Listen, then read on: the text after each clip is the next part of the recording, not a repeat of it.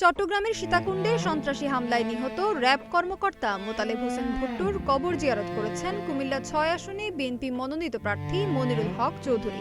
২২ জানুয়ারি সকালে সদর উপজেলার আলীপুর গ্রামে পারিবারিক কবরস্থানে গিয়ে তিনি কবর জিয়ারত ও পরিবারের সদস্যদের সঙ্গে সাক্ষাৎ করেন। তিনি শোকাহত পরিবারকে সান্ত্বনা দিয়ে বিএনপির পক্ষ থেকে পাশে থাকার আশ্বাস দেন। একই সাথে সন্ত্রাসমুক্ত দেশ গড়ারও আহ্বান জানান। এ সময় জেলা ও উপজেলা বিএনপি এবং অঙ্গ সংগঠনের নেতাকর্মীরা উপস্থিত ছিলেন। নিহত কর্মকর্তার আত্মার মাগফিরাত কামনা করেন তিনি।